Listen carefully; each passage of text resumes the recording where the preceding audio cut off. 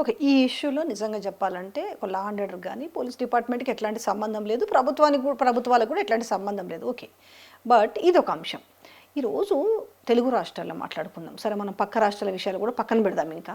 ఈరోజు జరుగుతున్న చిన్న చిన్న పిల్లల పైన జరుగుతున్న ఈ దరిద్రం చూస్తుంటే, ఒక దగ్గరనేమో మట్టు పెట్టేసిర్రు పాపని. ఇంకో దగ్గర ఇంకొక రకంగా. ఈడనేమో ఇంకొక దగ్గర సామూహికంగా పడి అత్యాచారం. ఇట్లా మనం లా అండ్ ఆర్డరా, పోలీసుల నిర్లక్ష్యమా, లేకపోతే తల్లిదండ్రుల పెంపకమా, ఏంటి అసలు దీనికి ఏం కారణాలు చెప్పుకుంటాం? ఇప్పుడు ఇవాళ హైదరాబాద్లో ఈరోజే జరిగింది ఒక ఘటన.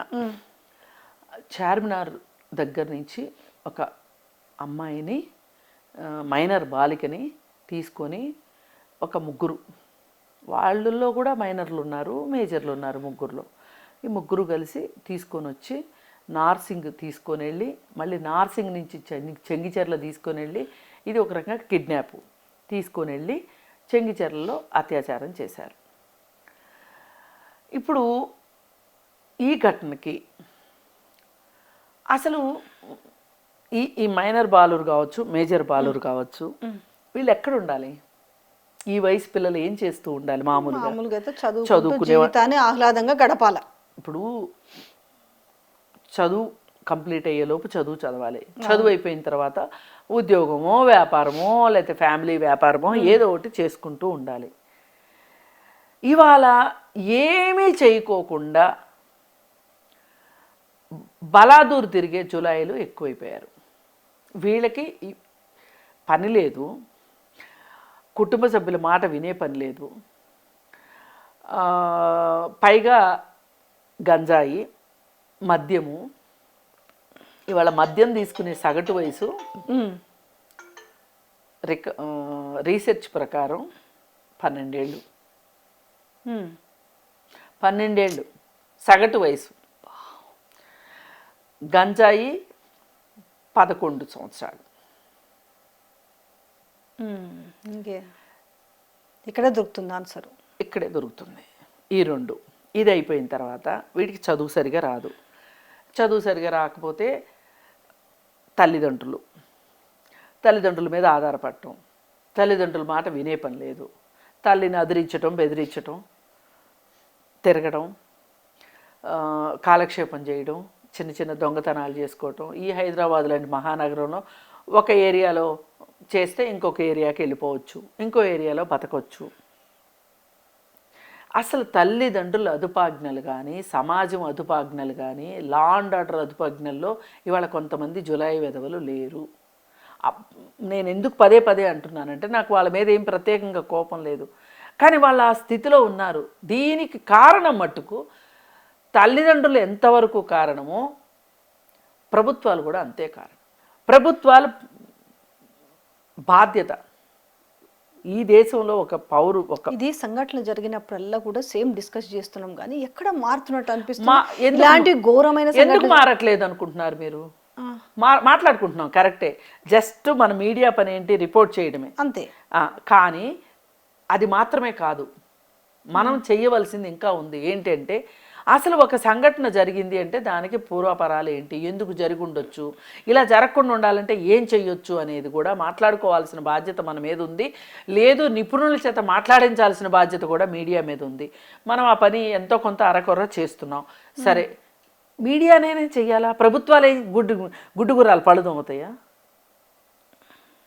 అసలు దాదాపు మహిళల భద్రత గురించి కానీ, మహిళల రక్షణ గురించి కానీ, బాలబాలికల రక్షణ గురించి కానీ పట్టింపు అనేది మానేసి ఈ దేశంలో 2014 అంటే అంతకుముందు బాగా పట్టించేసుకున్నారంటే ఎంతవరకు పట్టించుకున్నారో కూడా చెప్తాను, నా దగ్గర ఆధారాలు ఉన్నాయి. 14 తరువాత లేదు. మనకి నిర్భయ ఫండ్ ఉంది.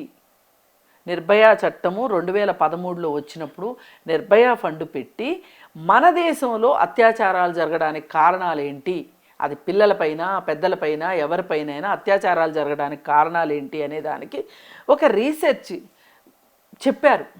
ఇక్కడ జెండర్ గ్యాప్ చాలా ఎక్కువగా ఉంది భారతదేశంలో, మగపిల్లలు వాళ్ళ హక్కుగా ఫీల్ అవుతారు అని మాట్లాడి ఈ జెండర్ గ్యాప్ తగ్గించాలి, మనము అవగాహన పెంచాలి.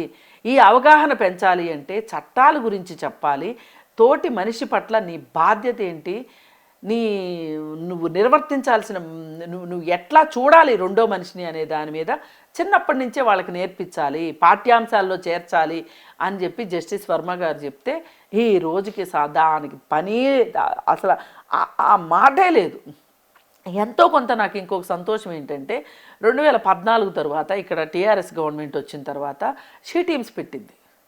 షీ టీమ్స్ అద్భుతమైన ప్రోగ్రాం అది. ఆ అద్భుతమైన ప్రోగ్రాం ఏంటి అంటే ఎవడైనా రోడ్డు పైన ఏమన్నా చేశాడు అంటే వాడిని పట్టుకొచ్చి వాళ్ళ తల్లిదండ్రులకి ఇన్ఫామ్ చేసి తల్లిదండ్రులు ఆ పిల్లవాడిని తీసుకొని వచ్చి కౌన్సిలింగ్ చేసేవాళ్ళు.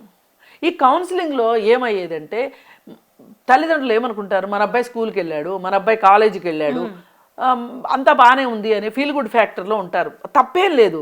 కానీ ఆ తల్లిదండ్రులకి ఎప్పుడు తెలుస్తుంది? షీ టీమ్స్ వల్ల తెలుస్తుంది. అబ్బా మీ అబ్బాయి ఇది అని వాళ్ళు నమ్మపోతే కూడా వీళ్ళు వీడియోలు తీసి వీడియోలు చూపించేవాళ్ళు, చచ్చినట్టు నమ్మేవాళ్ళు. వాళ్ళు ఎంత అద్భుతమైన ప్రోగ్రాం అంటే అండి, ఒక్కసారి వచ్చిన పిల్లోడు మళ్ళీ రాలేదు. నేను 3 సంవత్సరాలు కౌన్సిలింగ్ చేశాను. 3 సంవత్సరాల కాలంలో నాకు రిపీట్ కాల కేసు, ఎక్కడో ఒక మండి కేసు 1-2 కేసులు తప్పితే వాళ్ళు ఆ తల్లిదండ్రులు చేంజ్ అయితే వచ్చేది, చాలా చేంజ్ వచ్చింది. ఒక్కసారి షీ టీంకి వస్తే వాడు అది తప్పనుకునేవాడు కాదు, అదొక సరదా. అంటే ఇప్పుడు చేసిన తర్వాత ఏదో ఒక ఇష్యూ దాని మీద లేకపోతే ఈవ్ టీజింగో ఏదో చేస్తారు, వచ్చిరనుకో ఎట్లుంటుంది? ఇప్పుడు పేరెంట్స్ని పిలుస్తారు, ఆ చేసిన పిల్లోని పిలుస్తారు, సదర్ పిల్లోని. ఈ ఆ సైకలాజికల్గా ఆ బిహేవియర్ ఎట్లుంటుంది, అంటే బిఫోర్ ఆఫ్టర్ కౌన్సిలింగ్లో ఎట్లుంటాడు? అసలు ఎంత తేడా ఉంటుందంటే, ఎంత ట్రాన్స్ఫర్మేషన్ అంటే, ఒక్కొక్కరికేమో ఫస్ట్ కౌన్సిలింగ్లోనే అవును మేము తెలియక చేసాము, లేదంటే ఫ్రెండ్స్ ఇన్ఫ్లుయెన్స్ వల్ల చేసాము, లేకపోతే ఏదో సినిమాల్లో చూడటం వల్ల చేసాము, లేకపోతే ఏదో సోషల్ మీడియా ఏదో ఒకటి రీజన్ చెప్తారు. చెప్పినప్పుడు ఇట్లా కాదమ్మా, ఇట్లా చేస్తే మీకేమవుతుంది, ఇప్పుడు మీరు చదువుకుంటారు బాగానే ఉంది, చదువుకున్న తర్వాత మీరు రేపు పొద్దున ఏదైనా ఉద్యోగానికి వెళ్తారు, ఈ కేసు ఉంది అని తెలిసింది అనుకో, ఇక్కడ ఎఫ్ఐఆర్ అయింది అనుకో, నువ్వు మళ్ళీ రిపీట్ చేసావు అనుకో, ఎఫ్ఐఆర్ అవుతుంది ఈసారి ఖచ్చితంగా, నువ్వు మా దృష్టిలో ఉంటావు, నువ్వు ఏం చేసినా మాకు తెలుస్తుంది, నువ్వు మళ్ళీ నీ మీద ఎఫ్ఐఆర్ అవుతుంది. ఎఫ్ఐఆర్ అయితే నీకు ప్రైవేట్ ఉద్యోగం రాదు, ప్రభుత్వ ఉద్యోగం రాదు. ఒకటి, నువ్వు వేరే దేశం వెళ్ళాలనుకుంటున్నావు, నీకు పాస్పోర్ట్ రాదు, నీ తల్లిదండ్రులు నీ మీద ఎంత ఆశ పెట్టుకున్నారు, నీ తల్లిదండ్రులు నిన్ను ఎంత ఇదిగా చూస్తున్నారు, అమ్మ తిన్నా తినకపోయినా నీకు పెడతదా లేదా, నాన్న తన బట్టలు కుట్టించుకోపోయినా నీకు బట్టలు కుట్టిస్తాడా లేదా. మనం అంటే ఒక రకమైన ఒక సెంటిమెంట్ గాను, అలాగే ఒక బాధ్యత గాను, ఒక లీగల్ గాను, వాళ్ళకి భవిష్యత్తు పట్ల ఆశ ఉండేటట్లుగాను మనం ఒక 15 గంట 1/2 గంట కౌన్సిలింగ్ చేసామనుకోండి, వాడికి ఆ వయసులో బలంగా పడుతుందండి. పైగా తల్లిదండ్రులు కూడా చూస్తారు ఎంతో కొంత, అమ్మ ఇప్పటి నుంచి మన అబ్బాయి జాగ్రత్త పెట్టుకోవాలి, అబ్జర్వ్ చేసుకోవాలి, మళ్ళీ పైగా తల్లిదండ్రులకు కూడా చెప్పేవాళ్ళం, ఇప్పుడు ఏదో పోలీస్ స్టేషన్కి తీసుకొచ్చాడని రేపు నుంచి వాడిని రాచరంపాన పెట్టొద్దు, మీరు వీటి గురించి మాట్లాడొద్దు, మీరు ప్రేమగా ఉండండి, యథావిధిగా ఉండండి, మీ అబ్బాయిలో మార్పు వస్తుంది, రాకపోతే మీరు మాకు కాల్ చేయండి. అలాగే ఇంకా కొంచెం మనం కౌన్సిలింగ్ చేస్తే కూడా మారేలా లేని కేసులు కూడా కొన్ని వస్తాయి, వాళ్ళని వెంటనే రోషిని కౌన్సిలింగ్ సెంటర్కో వాటికి పంపిస్తే వెళ్ళమని చెప్పటం కాదు, అక్కడికి వెళ్ళాలి, అక్కడ కౌన్సిలింగ్ తీసుకోవాలి, వాళ్ళు ఇచ్చిన రిపోర్ట్ తీసుకొచ్చి మాకు చూపించాలి. ఓకే, ఖచ్చితంగా రిపేర్. ఓవరాల్గా ఏమవుతుందంటే దీని మీద అవగాహన లేకనే జరుగుతున్నాయి, అవగాహన లేక చాలా జరుగుతుంది. ఇప్పుడు ఆ కులవర్ధన్ అనే అతను ఆ పాపని ఇది చేసి డ్రమ్ములో పెట్టి చంపి, తర్వాత ఇది ఇట్లా జరుగుతుండగానే మళ్ళీ అతను ఏదో మళ్ళీ చెరువులో దూకి సూసైడ్, సరే ఆయన దూకిండా చంపిరా, అది పక్క అది నడుస్తుంటే వైజాగ్లో నడిచింది 2 years పాప.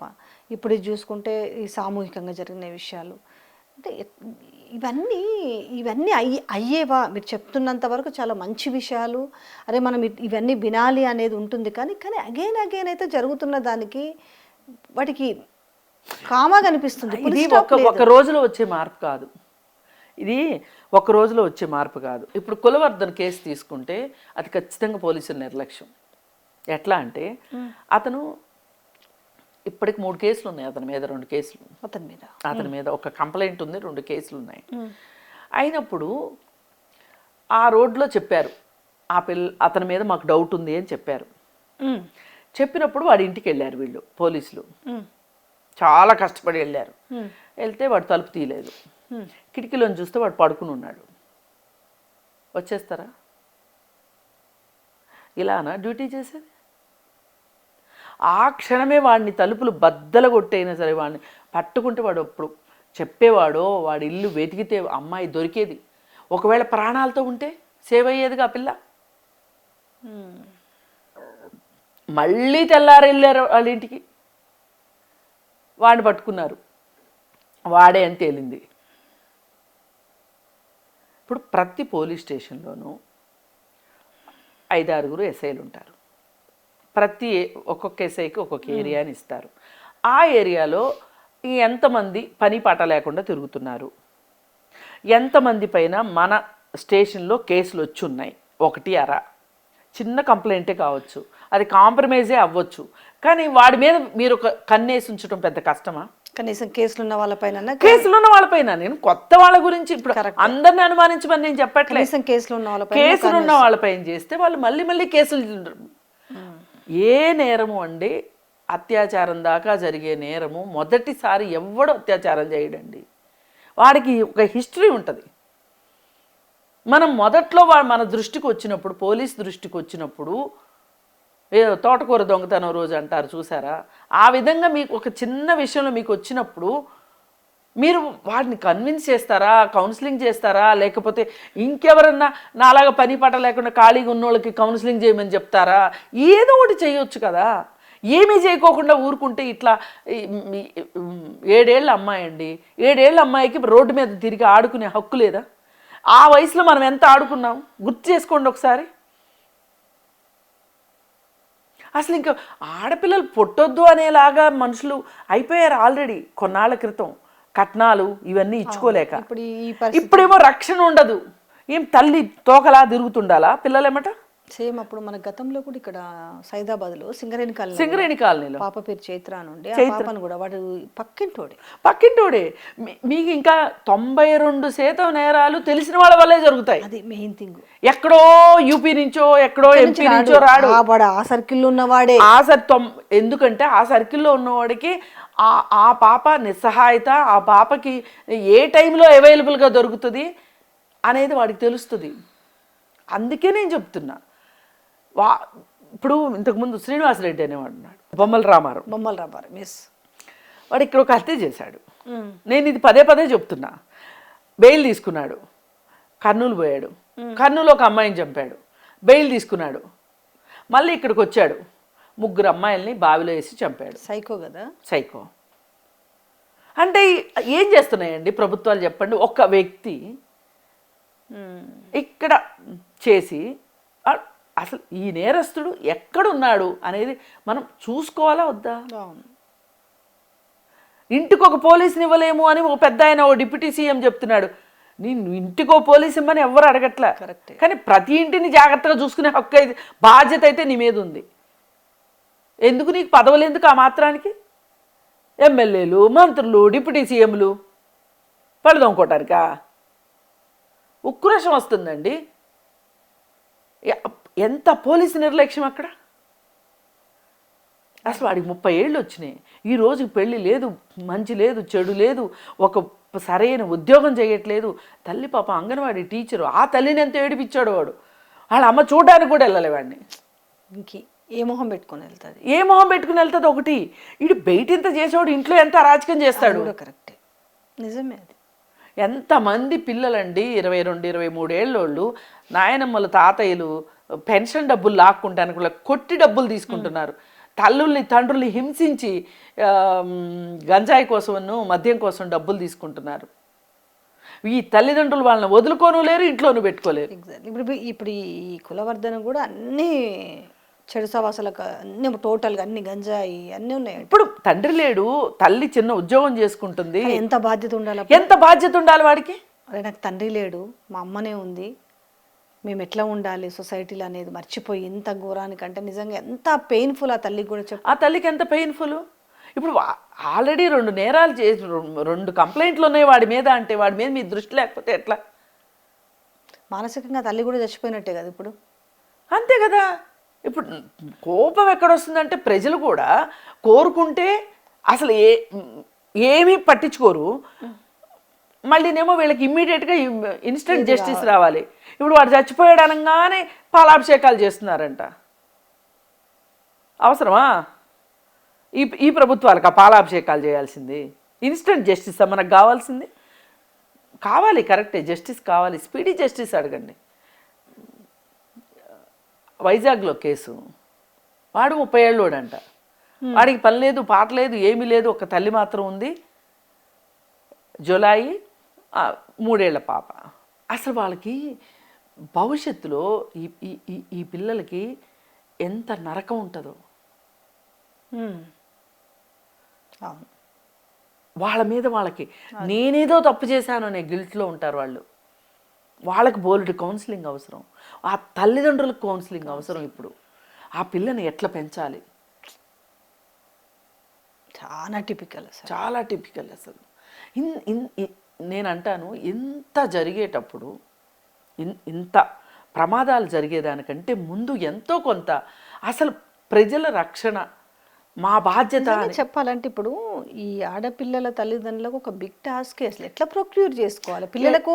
అరే ఆడుకునే ఏజ్ అది, పోనీ అమ్మ ఒక టీనేజ్ అంటే జాగ్రత్తలు చెప్తారు, కొన్ని ఎట్లుండాలో చెప్తారు. చిన్న పిల్లలు వాళ్ళు ఆడుకునే దాంట్లో ఏం ప్రొక్యూర్ చేస్తారు చెప్పండి? ఎట్లా సెక్యూర్? అసలు అది ప్రొటెక్ట్ చేయడం అనేది తల్లిదండ్రులు ఆడుకుంటారు. ఇప్పుడు ఆ రోజు మనం ఈ సింగరేణి కాలంలో చూసిన పిల్ల కూడా, చిన్న పాప ఆడుకుంటుంది, తల్లి రొట్టెలో ఏమో చేస్తుందట, పిల్ల ఇంటి ముందర ఆడుకుంటున్న పిల్ల. వీళ్ళు కూడా అంతే కదా, ఆ పరిసర ప్రాంతాల్లో ఆడుకుంటూ ఉంటారు, అటు ఇటు తిరుగుతారు. ఏదంటే చిన్న అసలు సింగరేణి కాలనీకి వెళ్ళి చూస్తే అక్కడ ఫుల్ గంజాయి,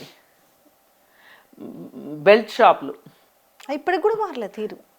అది ప్రభుత్వాలు తలుచుకుంటే కదా మారేది. అసలు ఉన్నయే రోజు రోజుకి నాశనం పట్టిస్తుంటే, ఇప్పుడు ఆంధ్రాలో కూడా ఏదో షీ టీమ్ అని పెట్టారు, అది ఎంతవరకు పనిచేస్తుందో తెలియదు. దిశ యాప్ అని పెట్టారు, అదేంటో తెలియదు. దిశ పోలీస్ స్టేషన్లు ఏమైనాయో తెలియదు, దిశ చట్టం ఏమైందో తెలియదు.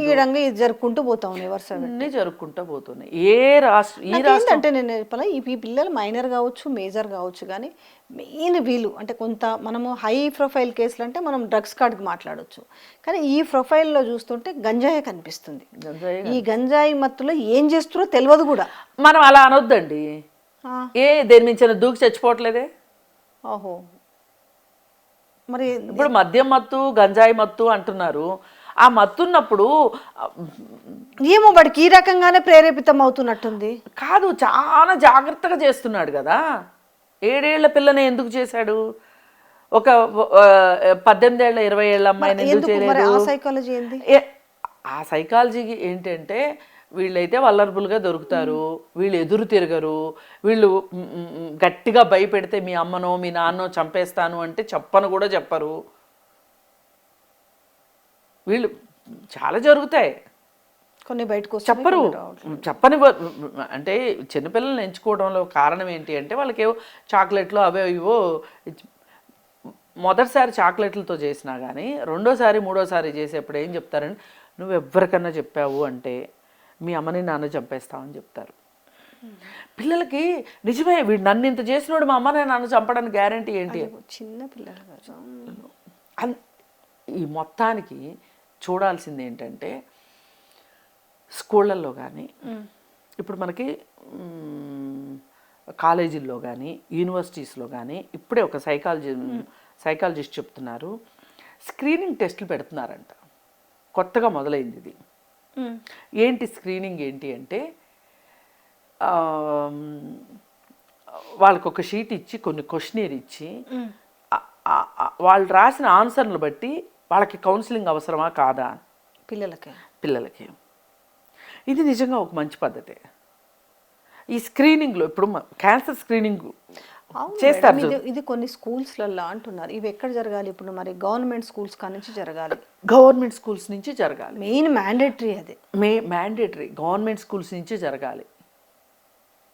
అప్పుడు వాడు ఏంటనంటే, ఇప్పుడు ఉన్న వాళ్ళ పిల్లలు కానీ కొంత, ఎందుకంటే కొంచెం ఎఫోర్డబుల్ పెట్టిన వాళ్ళు కాస్త ఓ మామూలు వేరే స్కూల్లోకి వెళ్తారు. ఇప్పుడు ఎఫోర్డబుల్ లేని పీపుల్ అంటే పిల్లలు వాళ్ళు ఫార్మర్స్ పిల్లలు, లేకపోతే ఈ డైలీ లేబర్స్ వాళ్ళ పిల్లలు, వాళ్ళ సైకాలజికల్లో కొంచెం డిఫరెంట్గా ఉంటుంది. వీళ్ళ పని వీళ్ళు చేసుకుంటూ ఉంటారు, వీళ్ళ పని.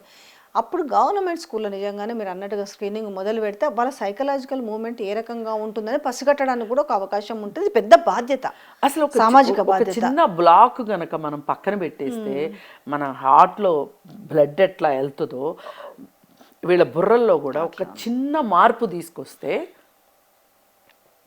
వాళ్ళు అద్భుతాలు సృష్టిస్తారు. రెండోది ఇంకొకటి, స్టేట్లో బ్యాన్ చేసిరు మేడం. నిజంగానే ఒక 16 years వరకు పిల్లలకు యూట్యూబ్ ఇలాంటివి సోషల్ మీడియాలు బ్యాన్ చేయాలేమో ఇప్పుడు అనిపిస్తుంది. కేంద్ర ప్రభుత్వం కూడా ఆలోచిస్తుందని చెప్తున్నారు.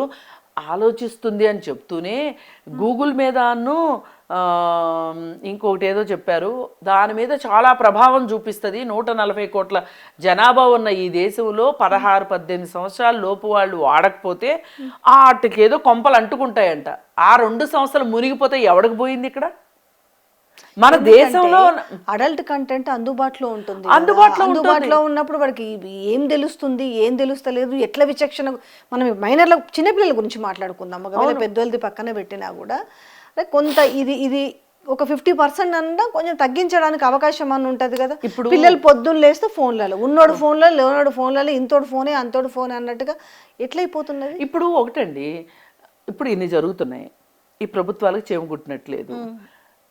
ఏ ఏరియాకి ఆ ఏరియాలో ఉన్న సైకాలజిస్టులతోనో ప్రొఫెసర్లతోనో మహిళా సంఘాలతోనో అవకాశం ఉంది కానీ చెయ్యరు. కూర్చోబెట్టి అవును ఇప్పుడు ఈ పరిస్థితి ఎలా వచ్చింది, దీనికి మీ వైపు నుంచి మీరు ఏమి ఇస్తారు? ఒక రోజులోనే మనకు అంటే జరిగినవెన్నో మనకు బయటకు వచ్చిన జస్ట్ 3-4 బయటకు వస్తున్నాయి.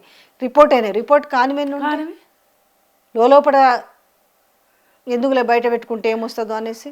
అసలు ఇవాళ స్త్రీ శిశు సంక్షేమ శాఖ అంత పనికి మాలిన శాఖ అయిపోయింది, పని లేని శాఖలాగా అయిపోయింది. ఎందుకు నిజంగా అట్లా ఎందుకు యాక్టివ్ రోల్లో ఉండలేకపోతుంది?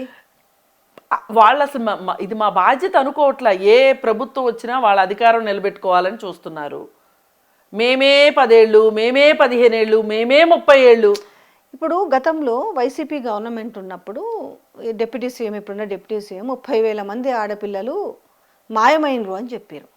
ఆయన ఆ స్టేట్మెంట్ చాలా సందర్భాల్లో చాలా ఆవేశంగా మాట్లాడారు. ఓకే, ఎక్కడ తీసుకొచ్చిరా మరి 30,000 మంది ఆడపిల్లలు? అసలు దీనికి రాజకీయం కోసము వాడుకుంటున్నారు. రాజకీయమే అది ఖచ్చితంగా రాజకీయం కోసం వాడుకున్నా. అసలు ఆ రోజు నువ్వు ఇప్పుడు డిప్యూటీ సీఎంవి, ఇప్పుడు నీకు చెప్పారన్న అర్థం ఉంది కేంద్ర ప్రభుత్వం. ఆ రోజు నువ్వు ఎవడవని చెప్పారు నీకు?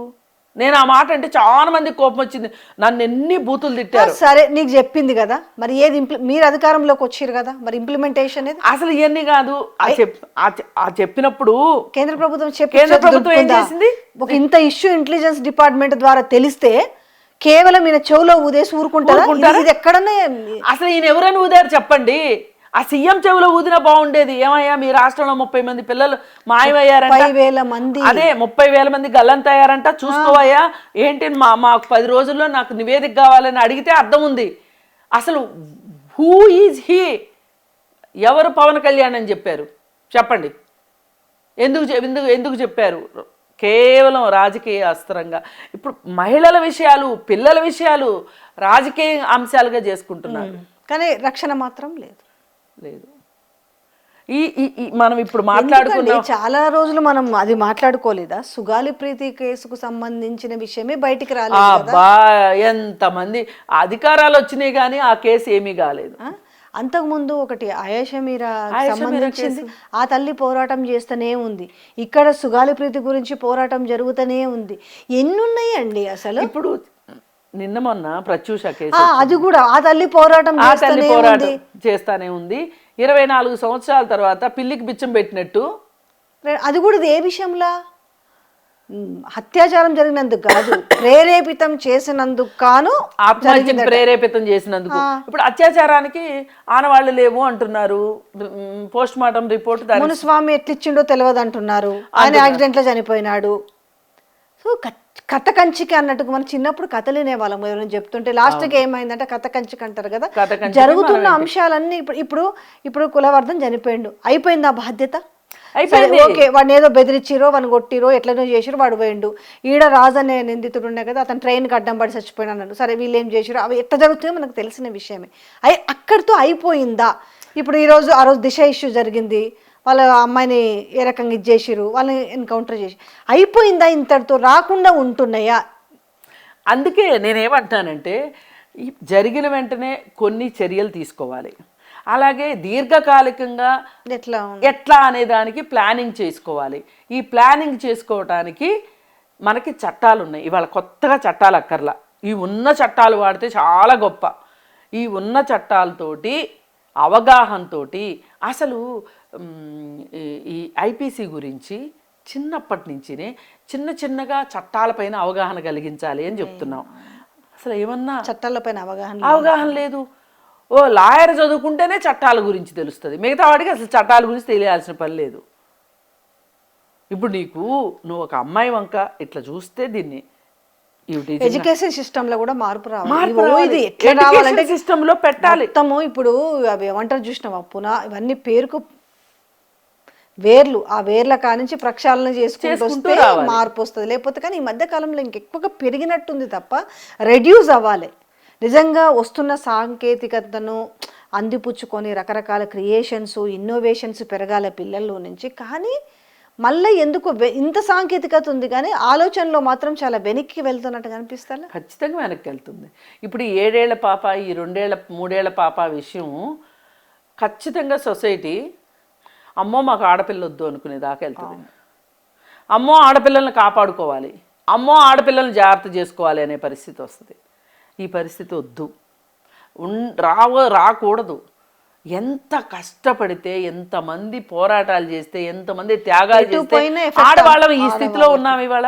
మళ్ళీ వెనక్క అంతే కదా, భయపడతారు కదా ఆడపిల్లకి. ఎందుకంటే ఇంటి ముందర ఆడుకునే అమ్మాయికి సెక్యూర్ లేదన్నప్పుడు ఆడపిల్ల ఎందుకురా బాబు, నాకు మగపిల్లగాడే కావాలనే దాంట్లో వాడైతే ఎట్లో ఒకట్లా పెరిగేసి ఇంటికి వస్తాడు, వాడు ఎడ తిరిగినా ఇంటికైతే వస్తాడని మళ్ళీ సేమ్ అదే భావజాలను రుద్దుతున్నారేమో అనిపిస్తుంది. ఇది కూడా తెలియక అనుకోవటమే. అబ్బాయిల మీద కూడా అత్యాచారాలు జరుగుతున్నాయి ఈ మధ్య చూస్తున్నా. లాస్ట్కి వస్తారు అది కూడా పెరుగుతుంది కదా. అమ్మాయిలు తగ్గిపోయారు అనుకో ఏమవుతుంది? ఇప్పుడే అబ్బాయిలకు పిల్లలు దొరకక నానా ఇబ్బందులు పడుతున్న నేపథ్యంలో ఇప్పుడు పెళ్ళిళ్ళు కాకనే కదా. ఇప్పుడు 30 ఏళ్ళైనా కూడా పెళ్ళిళ్ళు అవ్వని పరిస్థితి ఎందుకు వస్తుంది? లేరు, అమ్మాయిలు లేరు. ఉన్న దాంట్లో సెలెక్టెడ్గా చేసుకుంటున్న పరిస్థితి. అమ్మాయిలు కూడా చాలా తెలివిగా మీరిండ్రు, సెలెక్టివ్గా చేసుకుంటున్నారు. అన్నిటికీ ఒక్క అంశాన్ని ఇప్పుడు ఇలాంటివి మొదలు పెడితే దీనికి మొత్తం ఒక చైన్ సిస్టమ్ లాగలేదు. అన్ని డాట్స్ అన్నీ కూడా కనెక్ట్ అవుతున్నాయి. కానీ ప్రతిసారి మనం ఎన్నేళ్ల నుంచి మాట్లాడుతున్నాం సబ్జెక్టు జరిగిన ప్రతిసారి కానీ మార్పు వస్తుందేమో అనుకుంటున్నాం. కానీ వింటనే ఉన్నాము, చర్చ చేస్తూనే ఉన్నాము. చాలా బాగా విశ్లేషించారని మీ కింద మంచి కామెంట్స్ వస్తుంటాయి. కానీ మార్పు ఎక్కడో మిస్ అవుతుందనే అనిపిస్తుంది. కాదండి, మేము ఇలా జరుగుతుంది, ఇలా జరగకూడదు, ఇలా జరగకుండా ఉండాలంటే ఏం చెయ్యాలి అనేది చెప్పగలమే కానీ మేమేమన్నా డెసిషన్ మేకర్స్ కాదు కదా. అది చేయవలసింది ప్రభుత్వాలే, ప్రభుత్వాలు చేయాల్సిందే, ప్రభుత్వాలదే బాధ్యత.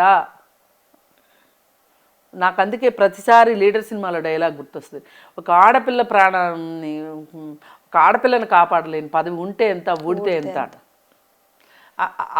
ఆ పట్టుదల. కానీ ఇప్పుడు ఆ ఆడోళ్ళని అడ్డు పెట్టుకొని నడిపిస్తున్నారు రాజకీయాలు పిల్లల్ని, అంతే కదా. ఆ రోజు ఏపీలో జరిగిన ఎంత పెద్ద ఇష్యూ సీరియస్గా తీసుకోవాలంటే 30,000 మంది తప్పిపోయినారు ఒక ఏపీ నుంచి, మిస్ అయినారు అనేది కేంద్ర ప్రభుత్వం నా చెవిలో ఊదింది అన్నారు. ఎంత పెద్ద సబ్జెక్ట్ చెప్పండి. 30,000 మంది విషయంలో తల్లిదండ్రులు ఊకుంటారా? అంటే ఎంత ఈజీగా రాజకీయాలకు ఈ పార్టీ ఆ పార్టీ అని కాదు వాడుకుంటున్న వైనం అయితే కనిపిస్తుందా?